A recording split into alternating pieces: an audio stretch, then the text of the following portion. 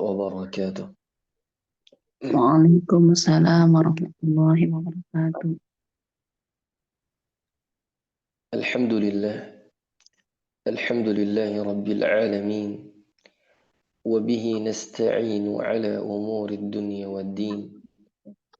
Nabiyyina Muhammadin wa ala alihi wa sahbihi ajma'in. Allahumma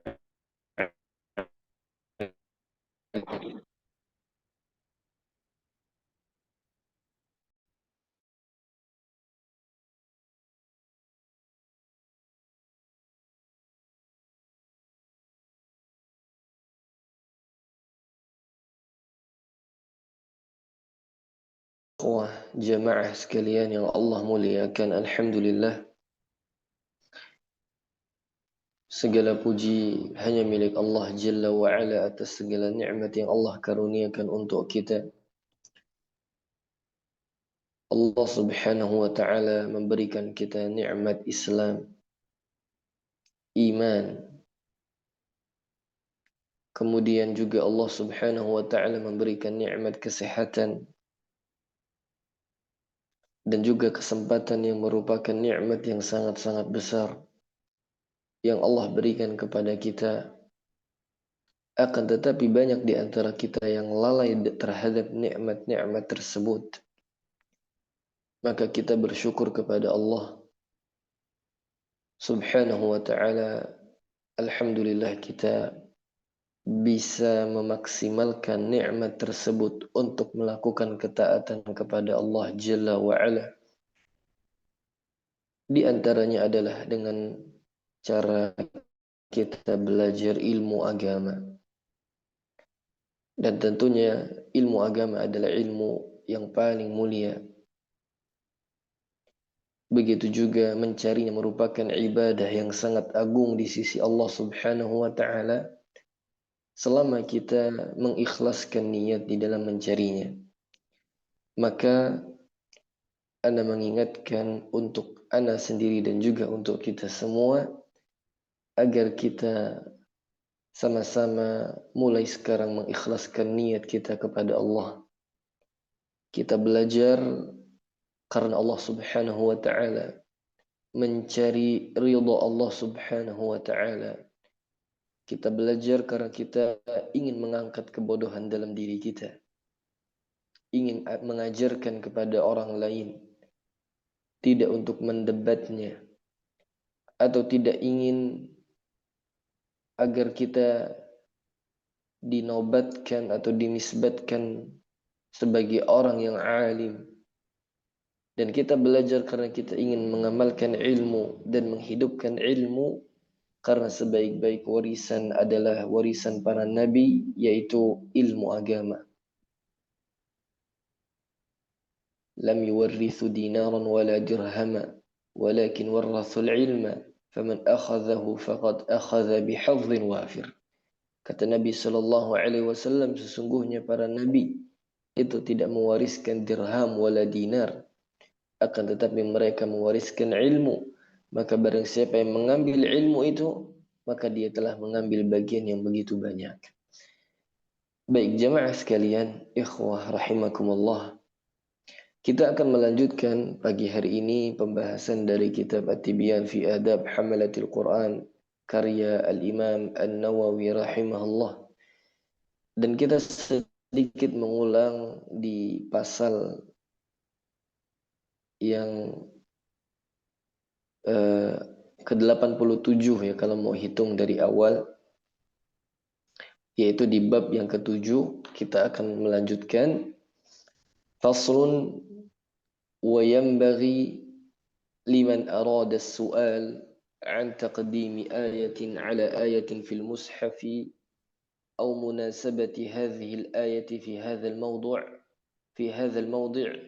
wa nahwi dhalika an yaqul mal hikmatu fi kadza.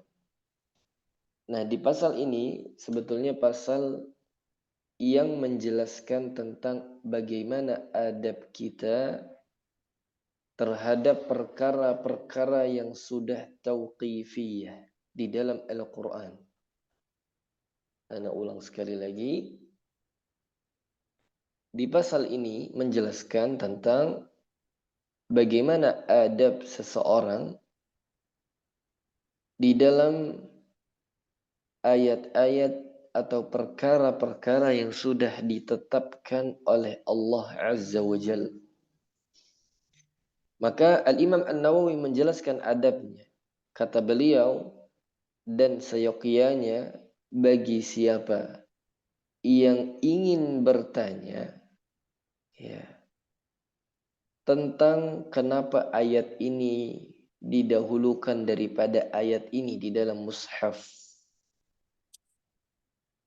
Misalkan kita mungkin sebagian sering bertanya kenapa kan kita tahu ya bahwa surat yang pertama kali turun itu adalah suratul Alaq. Tapi kenapa surat Al-Fatihah yang pertama kali diletakkan di dalam Al-Quran? Ini kan perkara yang sudah ditetapkan oleh Allah Azza wa Jalla. Nah, tapi mungkin sebagian kita bertanya-tanya kenapa? Gitu ya. Atau sebagian kita bertanya, kenapa sih ada alif lam mim di sebagian pembuka-pembuka surat? Dan apa maknanya? Ya, kenapa ini tidak dijelaskan, gitu kan? Nah, mungkin ada pertanyaan-pertanyaan yang muncul. Ya. Kemudian, misalkan yang lain terkait masalah, misalkan masalah hukum di dalam Al-Quran. Kenapa Allah menghalalkan ini dan mengharamkan ini? Ya. Misalkan Allah Subhanahu wa Ta'ala itu mengharamkan khamr itu secara bertahap di dalam Al-Quran. Nah, mungkin sebagian bertanya, kenapa diharamkan padahal sebelumnya dibolehkan? Misalkan, kenapa Allah mengharamkan memakan babi misalkan? Kenapa Allah mengharamkan judi dan seterusnya? Jadi, termasuk misalkan kita bertanya-tanya, kenapa Allah Subhanahu wa Ta'ala tidak menjelaskan kisah Nabi Musa alaihi salam secara utuh di dalam satu surat? Kenapa Allah justru menyebutkan di berbagai macam surat, di beberapa ayat? Nah, mungkin ada muncul pertanyaan-pertanyaan di benak kita. Atau di sini kata Al-Imam An-Nawawi, "Au munasabati hadzal ayat fi hadzal mawdi'." Atau bagaimana kaitan ayat ini di bab ini misalkan. Atau bagaimana kedudukan ayat ini di tempat ini. Dan yang semisal dengannya. Nah, lalu bagaimana adab kita? Bagaimana adab kita? Maka jangan mengatakan kenapa. Jangan mengatakan kenapa. Ya. Jadi jangan kenapa gitu ya. Tapi adabnya adalah mal hikmatu fi kadza. Apa hikmahnya? Karena kan kita nggak tahu kan.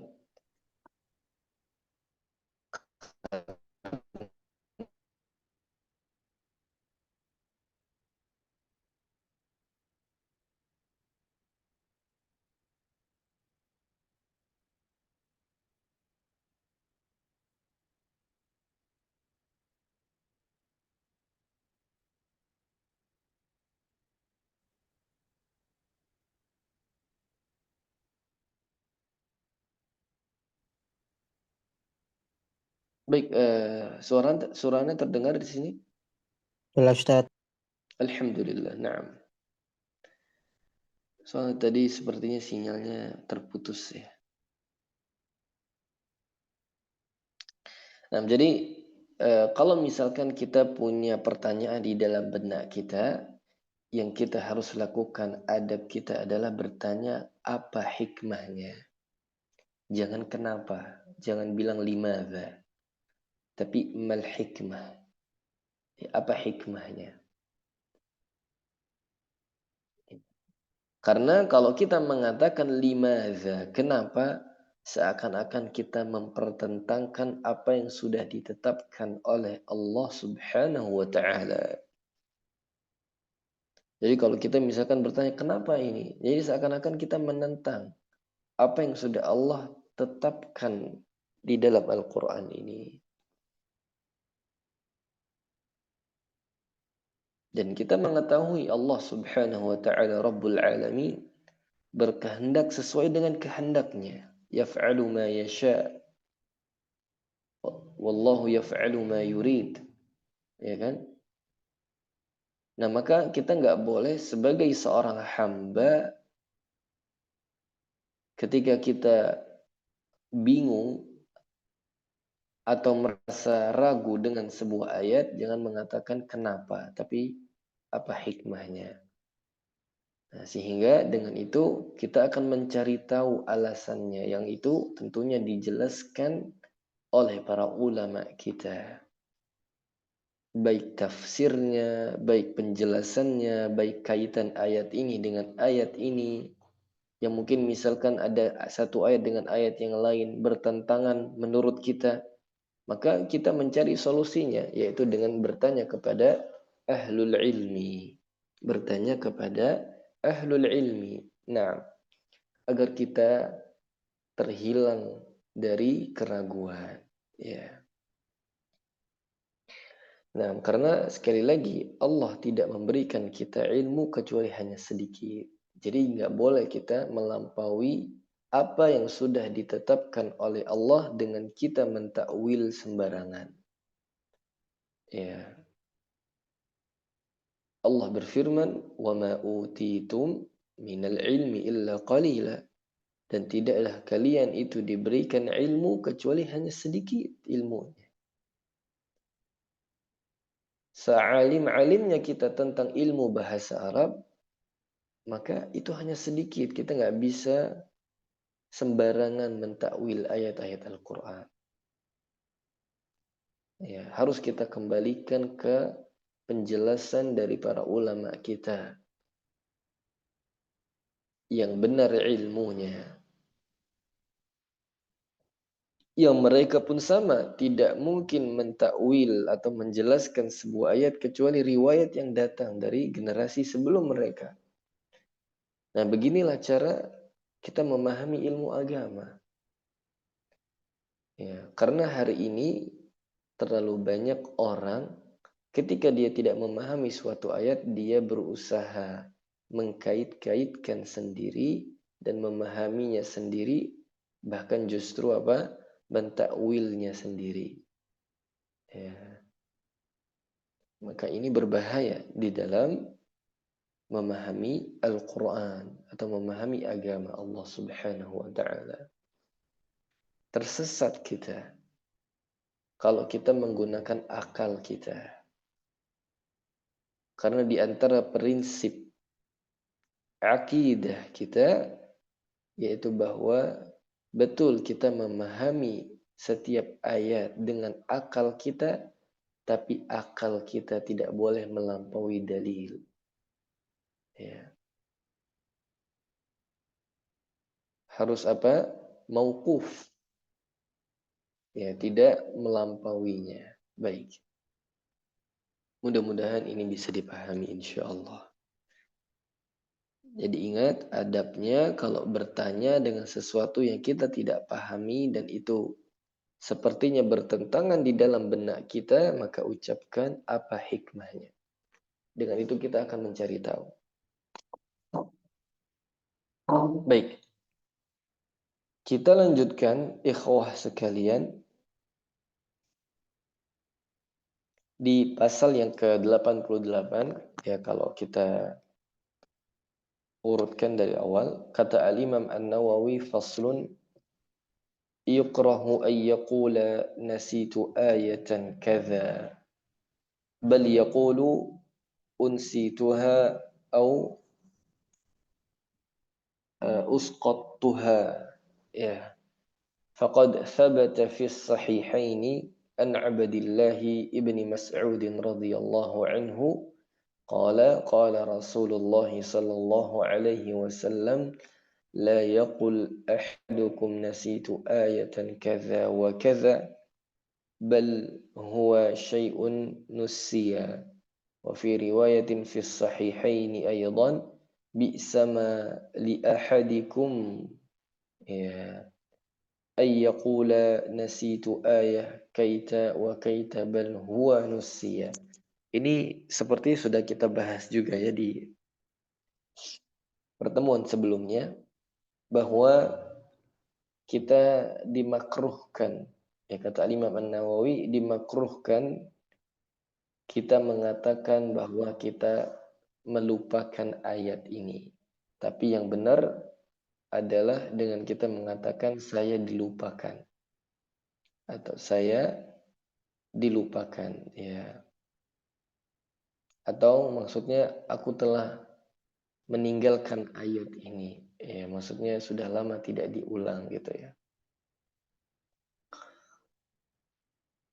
Karena telah ditetapkan di dalam Sahihain dari Abdullah bin Mas'ud, Rasul Shallallahu Alaihi Wasallam pernah bersabda, janganlah seseorang di antara kalian berkata, aku lupa ayat ini dan ini, tetapi katakanlah bahwa ada sesuatu yang terlupakan dari ayat tersebut. Ya. Begitu juga di dalam riwayat yang lain, sungguh buruk seseorang dari kalian yang mengatakan aku lupa ayat begini dan begini atau ayat ini dan ini. Ya. Akan tetapi dia harus mengatakan bahwa ada sesuatu yang dilupakan dari Al-Quran. Karena Ana sudah pernah jelaskan di pertemuan sebelumnya bahwa kalau kita mengatakan Ana lupa, ya, saya lupa, seakan-akan kita itu betul-betul telah melupakan Al-Quran itu. Tapi kita bisa mengatakan saya terlupakan. Ya, saya terlupakan. Ya, jadi kalimatnya bukan nasiya tapi nusiya. Ya. Nusi itu. Jadi bukan nasi itu. Begitu dia. Kemudian wa thabata fi as-sahihaini aydan an Aisyah radhiyallahu anha anna an-nabiy sallallahu alaihi wasallam sami'a rajulan yaqra'u faqala rahimahullah laqad adhkarani ayatan kuntu asqattuha wa fi riwayat as-sahih kuntu unsituha. Karena suatu ketika Nabi Shallallahu alaihi wasallam pernah, beliau itu mendengar seseorang membaca sebuah ayat Al-Quran, kemudian Nabi diingatkan dengan ayat itu, yang sebelumnya Nabi itu dilupakan. Ya.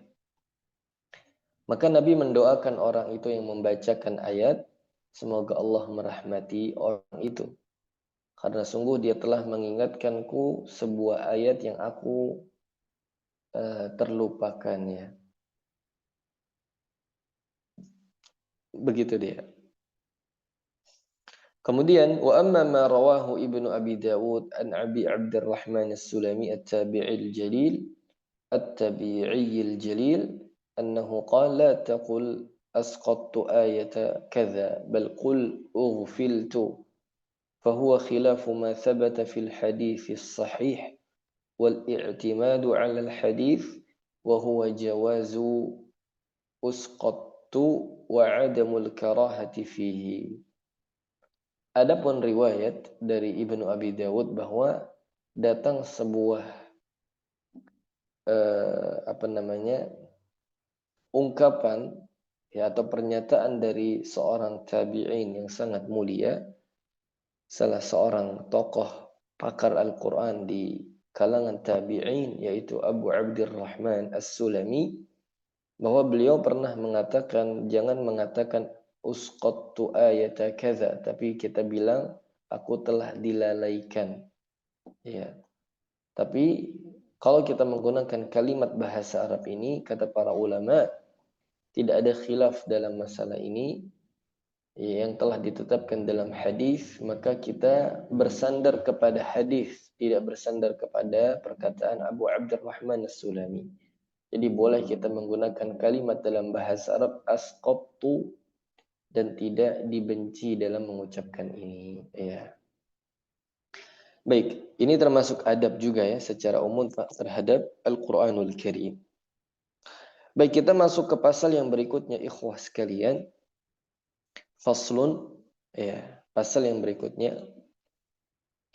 Yajuzu an yuqala suratu Al-Baqarah wa suratu Ali Imran wa suratu An-Nisa wa suratu Al-Maidah wa suratu Al-An'am wa kadza al-baqi wa la karahata fi dzalik.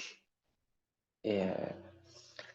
Jadi di pasal ini menjelaskan adab secara umum terhadap Al-Quran, diantaranya adalah kata Al-Imam An-Nawawi, kita dibolehkan menyebutkan nama-nama surat itu. Jadi ini kan sudah biasa bagi kita.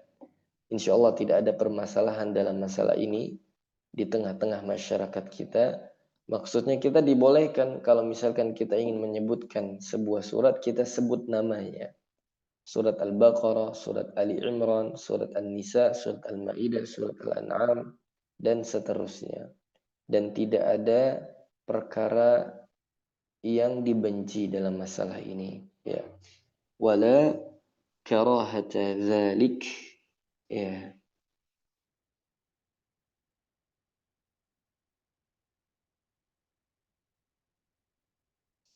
Kemudian kata beliau, wa kariha ba'dul mutaqaddimin hadza. Dan sebagian para salaf itu tidak suka, ya, memakruhkan dengan kita mengatakan atau menyebutkan nama suratnya.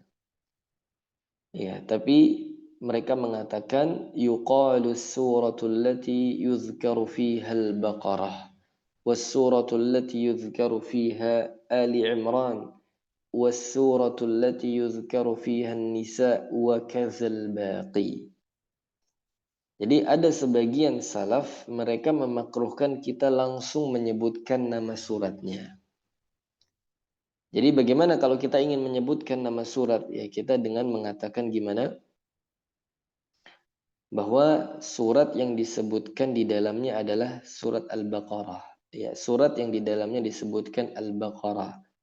Surat yang disebut Ali Imran di dalamnya. Atau surat yang disebut An-Nisa di dalamnya. Dan begitu seterusnya. Jadi kita tidak langsung menyebutkan nama suratnya, tapi kita mengatakan surat yang disebutkan Al-Baqarah di dalamnya.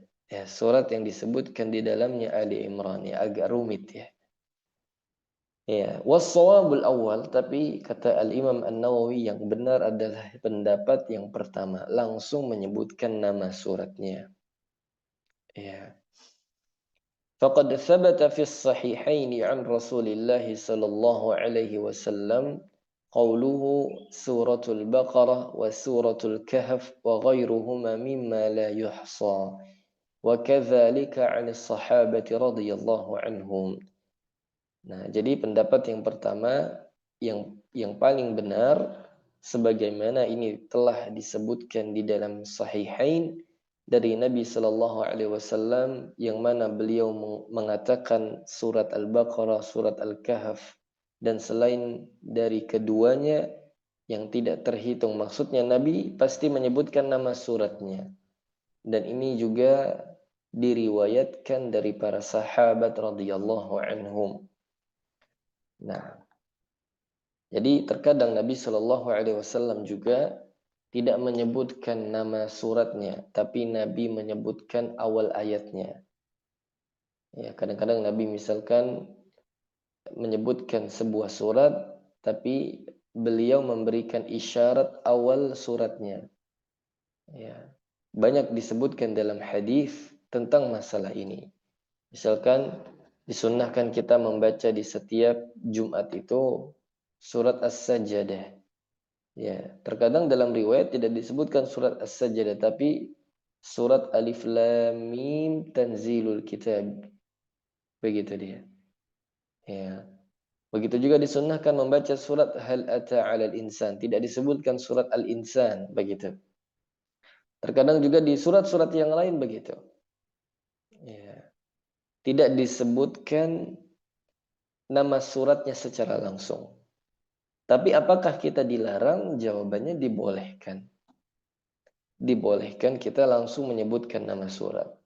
Karena nama-nama surat ini semuanya ada di dalam hadis, diriwayatkan dari Nabi Sallallahu Alaihi Wasallam. Ya. Yang tentunya nama surat ini diambil dari penjelasan dari surat tersebut. Ya. Makanya kenapa tadi sebagian salaf mereka melarang atau memakruhkan seseorang mengatakan langsung menyebutkan nama surat, tapi lebih tepatnya bahwa di dalamnya terdapat Al-Baqarah misalkan. Ya karena untuk menghindari bahwa boleh jadi nama surat ini kurang tepat ya. Nah, seperti itu.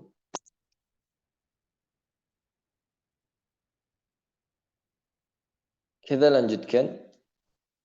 Begitu juga di dalam hadis terkadang Nabi Shallallahu Alaihi Wasallam ingin membacakan sebuah ayat atau sebuah surat, cuman tidak disebutkan nama suratnya, tapi justru disebutkan kisah yang ada di dalamnya, kisah yang ada di dalamnya, ya, sebagai isyarat bahwa maksudnya adalah surat itu. Ya. Tapi terlalu banyak Nabi Shallallahu Alaihi Wasallam menyebutkan, kata Imam An-Nawawi, bahwa Nabi langsung menyebutkan nama surat. Ya, seperti itu. Dan ini juga dilakukan oleh para sahabat radhiyallahu anhum. Baik, kita lanjutkan. Qala Ibnu Mas'ud, "Hadza maqamul ladzi unzila alaihi suratul Baqarah wa anhu fi as-sahihaini qara'tu ala Rasulillah sallallahu alaihi wasallam سورة النساء والأحاديث وأقوال السلف في هذا أكثر من أن تحصر." Bahwa Ibnu Mas'ud berkata, ini tempat yang diberikan kepadanya surat Al-Baqarah. Ya, maksudnya Al-Imam An-Nawawi menyebutkan dalil dari para sahabat bahwa Ibnu Mas'ud pun mengatakan ini surat Al-Baqarah gitu. Begitu juga di dalam Sahihain disebutkan, aku membacakan kepada Rasulullah surat An-Nisa. Ya. Hadis-hadis dan pendapat para salaf berkenaan dengan hal ini sangat-sangat banyak sekali. Ya. Maksudnya kita dibolehkan. Wa fi surati lughatanil hamzu wa tarkuhu wa tarku afsah wa huwa alladhi ja'a bihi al-Qur'an. Wa mimman dzakar al-lughataini Ibnu Qutaibah fi gharib al-hadis. Ya. Berkenaan dengan surat itu ada dua ucapan, yaitu dengan hamzah dan dengan tanpa hamzah. Ya. Sedangkan tanpa hamzah lebih fasih. Ya, jadi mengucapkan tanpa hamzah itu lebih fasih. Naam.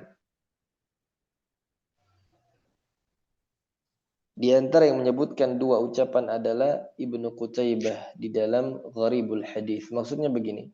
Jadi nggak usah kita sebutkan surat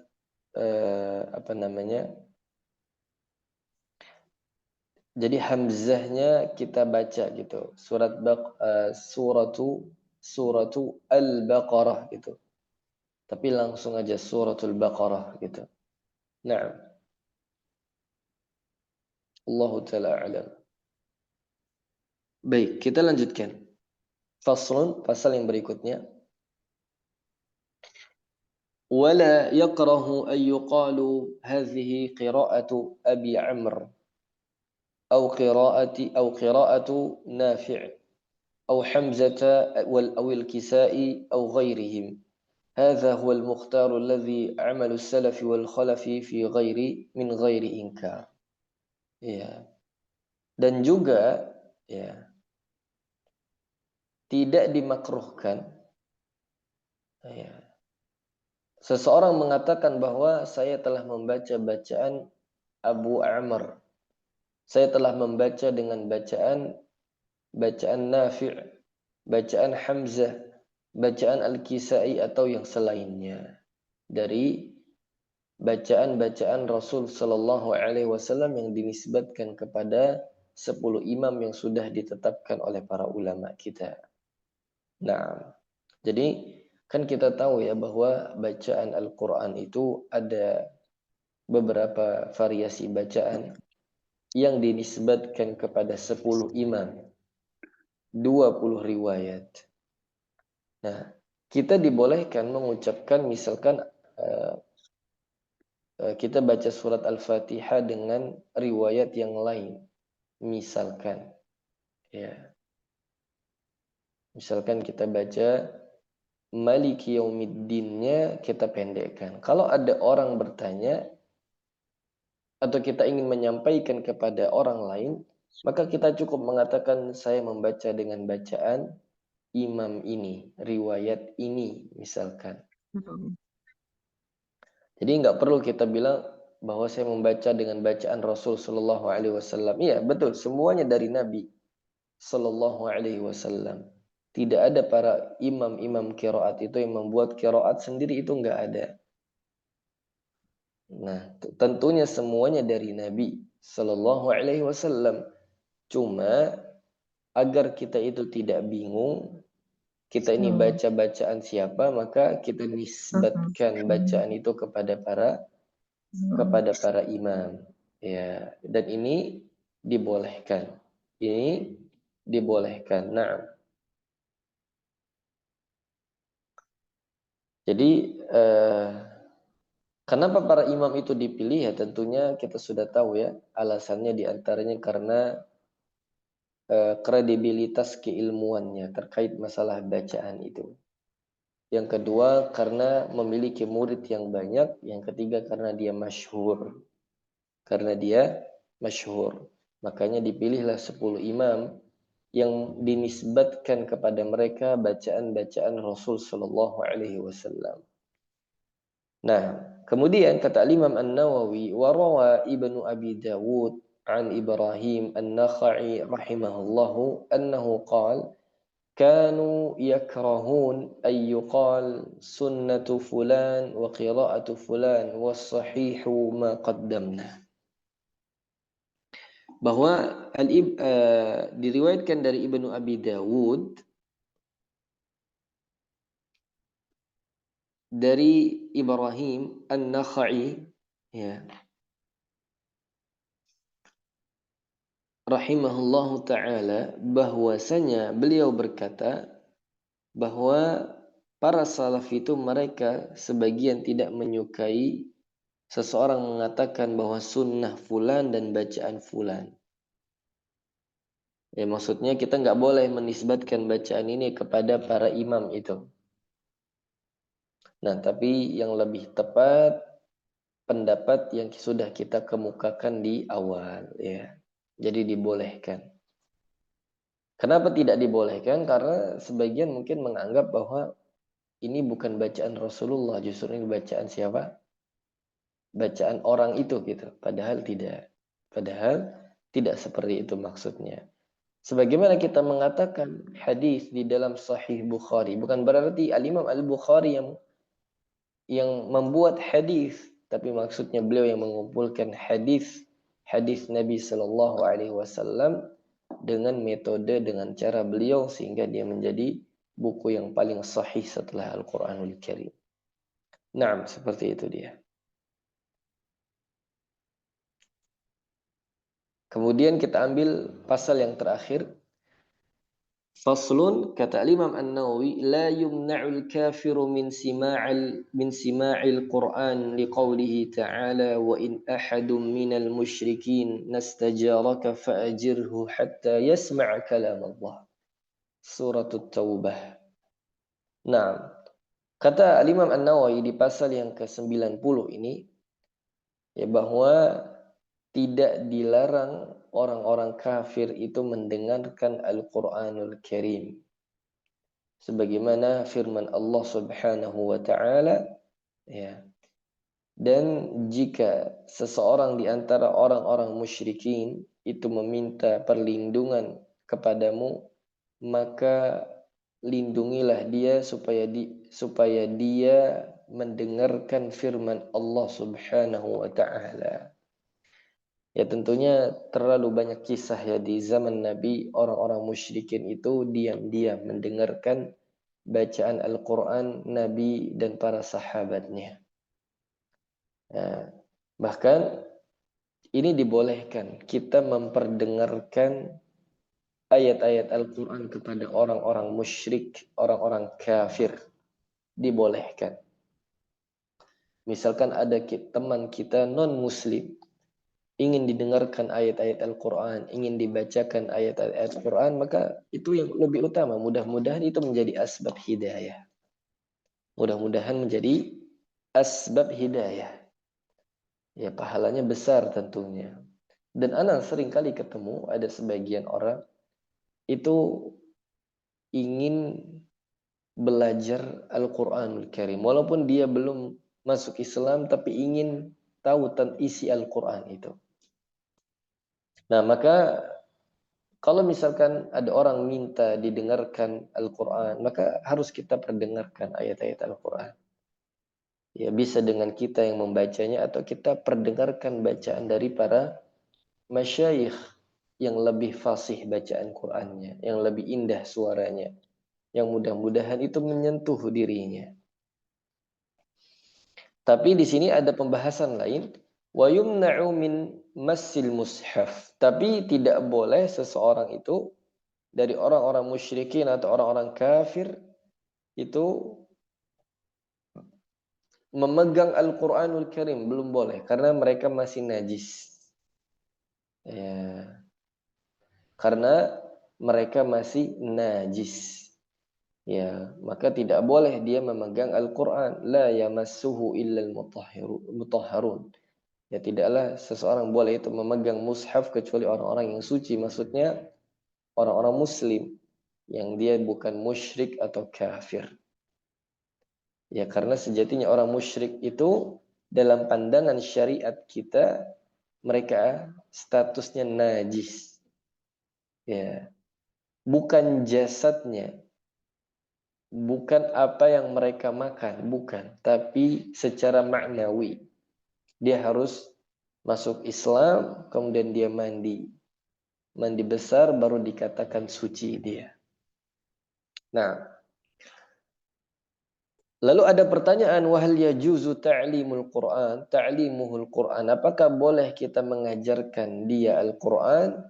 Maka ada dua pendapat ulama Syafi'iyah. In kana la yurja islamuhu lam yajuz ta'limuhu. Wa in rujiya islamuhu fa fihi wajhan. Apabila dia ingin belajar Quran tapi tidak ada harapan untuk masuk Islam, maka tidak boleh. Tapi kalau ada harapan dia akan masuk Islam, maka ada dua pendapat. Ya juzu rojaan di islamihi. Maka dari dua pendapat itu yang paling benar dibolehkan dengan harapan dia masuk Islam. Ya, dia login ya. Wathani la yajuz, pendapat yang kedua tidak boleh. Kama la yajuzu bai'ul mushafi minhu wa in rujiya islamuhu wa amma idza ra'aynahu yata'allamu fahal yumna'u minhu fihi wajhan. Ya, kemudian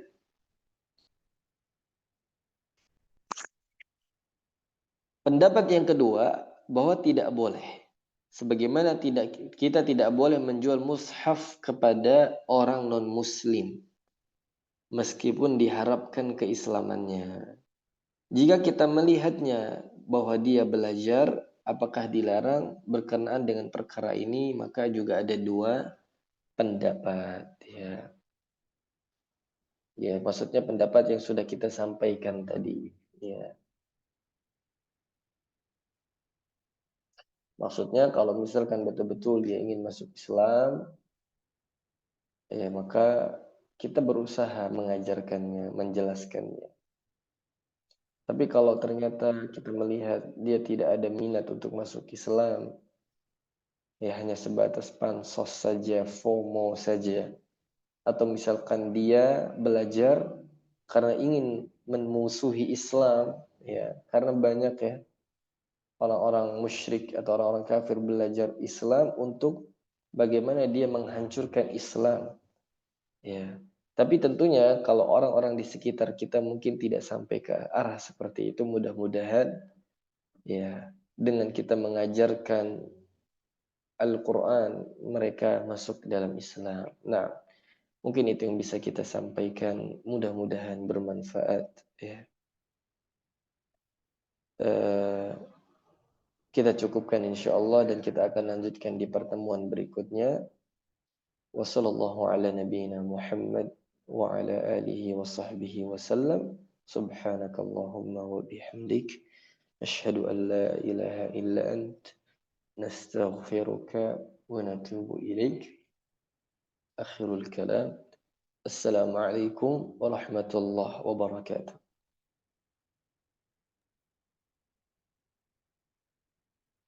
Naam, tafadhalu yang ingin keluar silakan. Jazakallah khair Ustaz.